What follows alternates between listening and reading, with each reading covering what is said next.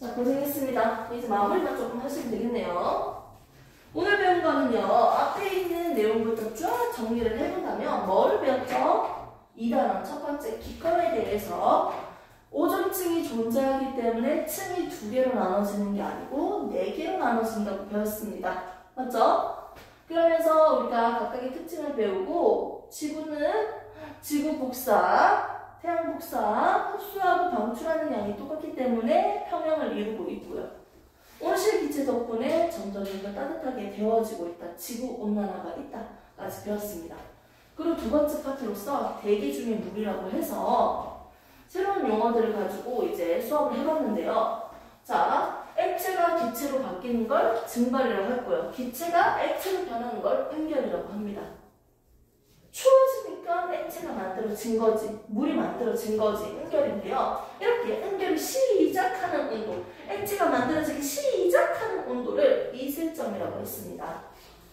그래서 포화 공기들에 대해서만 점을 찍어서 연결시킨 포화 수증기량 곡선에 대해서 우리가 보면서 기준 단위가 뭐다? 1kg이에요. 1kg의 공기 덩어리를 들고 왔을 때 기체로 존재할 수 있는 최대한 기체로 존재할 수 있는 양을 포화 수증기량. 근데 실제 지금 가지고 있는 수증기량, 실제 수증기량이라고 배웠어요. 이렇게 가득 채울 수 있는 양만큼 가득 안 채워져 있으니까 불포화 상태고요. 가득 채워져 있다면 포화 상태라고 했어요. 더 때려 넣었으면 과포화 상태라고 하고요. 자, 이 상태에서 온도를 낮춰보도록 하겠습니다. 얘는 불포화 상태라고 했죠. 온도를 낮추니까 포화 상태에 도달하고요. 이때부터 응결이 시작합니다. 시작해서 어떻게?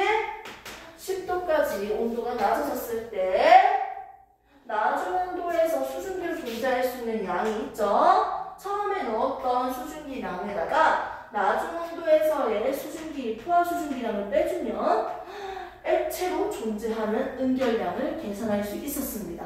됐습니까? 그럼 여기서 조금 주의 깊게 봐야 되는 용어가 2개가 나오는데요. 그 2개 중에 한 개씩 각각 뜯어서 조금만 설명을 해드릴게요.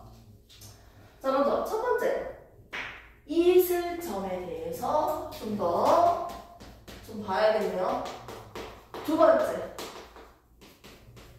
이슬점도 있지만 포화 수증기량에 대해서도 좀 봐야겠어요.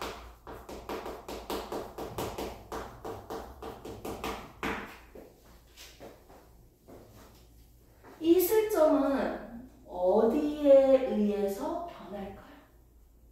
누구 때문에 이슬점이 변할 수 있을까요?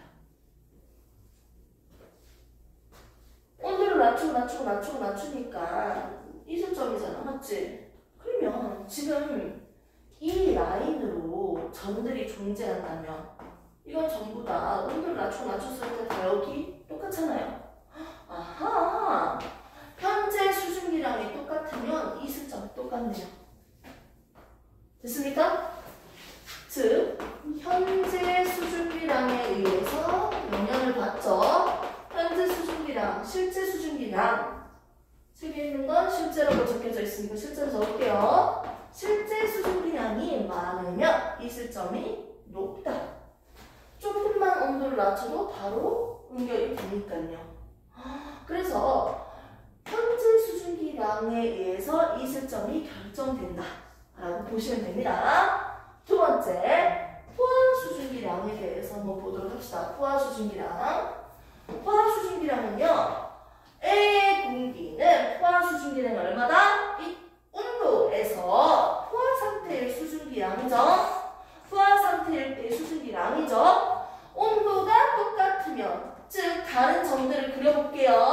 온도가 똑같은 점들을 보면요, 얘들은 모두 싹 다 포화 수증기량이 똑같아요.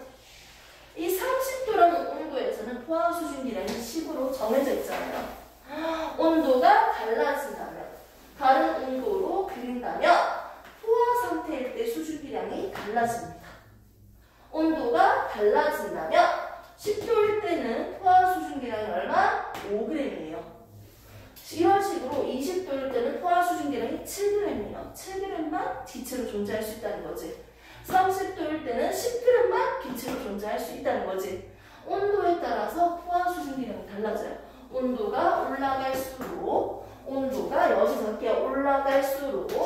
포화 수증기량이 5, 7, 10 점점 많아지고 있습니다. 온도에 의해서 뭐가 달라진다?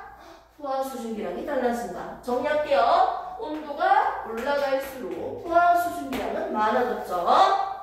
지금 현재 수증기량, 실제 수증기량이 많을수록 어떻게? 이슬점은 더 높았어요. 더 높은 온도에서 포화 상태가 시작됐어요. 응결이 시작됐어요. 즉 포화 수증기량에 영향을 끼치는 건 온도, 이슬점에 영향을 끼치는 건 실제 수증기량이에요. 이렇게 정리를 하시면 됩니다.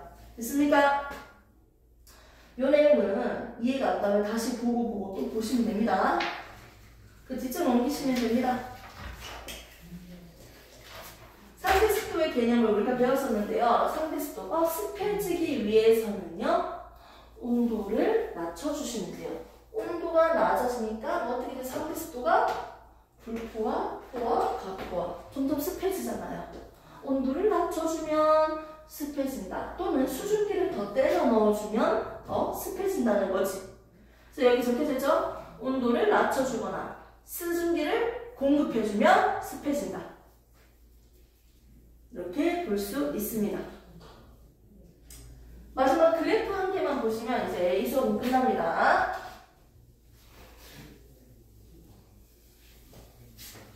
주변에 비가 내리지 않은 맑은 날일 때는요, 주변으로부터 수증기가 공급된 게 없다라는 뜻이에요. 비 오는 날에는 비가 내렸다. 어머, 하늘에, 기체에, 맞죠? 공기 중에 수증기가 공급됐다는 거예요. 비가 내리면 수증기가 공급된 거고요. 공기 중에 수증기를 공급해 준 거고요. 비가 내리지 않고 맑은 날이면 외부로부터 수증기가 공급된 게 아니에요. 날씨가 맑은 날을 기점으로 이슬점은요, 거의 변화가 없이 거의 일정합니다. 이슬점, 기온, 그리고 습도에 대해서 우리 볼 거예요. 맑은 날은요, 액체로 만들어진다. 응결이 시작하는 온도가 큰 변화가 없어요. 외부로부터 수증기량. 이슬점은 실제로 수증기가 얼마큼 있느냐에 따라서 달라진다고 했는데, 실제 수증기가 외부로부터 들어오는 게 없으니까 변화가 없죠. 이슬점도 비슷해요. 맑은 날은요. 근데 기온은 언제? 점심시간대 가서 있지 않아요? 맞지? 기온이 올라갈수록 더 건조해지죠. 건조해지니까 상대습도는 어떻게? 낮아지는 걸 볼 수 있습니다. 이때 이슬점과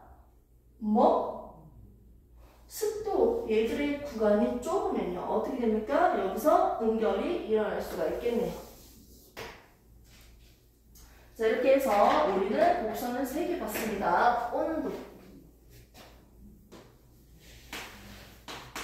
이거는 뭐다? 상대습도. 온도와 상대습도는 서로 반대이기 때문에 그래프가 이런 식으로 나타납니다. 나는 단편적으로 그렸고요. 이슬점. 곡선을 보고 얘들이 누구인지는 구분할 수 있어야 된다. 그래프를 한번 보겠습니다. 맑은 날 하루 동안 기온, 상대습도, 이슬점 변합니다. 기온, 상대습도, 이슬점. 이렇게 그래프로 볼 수 있습니다. 좀 더 구체적인 건 문제를 풀면서 나중에 좀 더 하시고요. 개념은 요 정도까지는 할게요.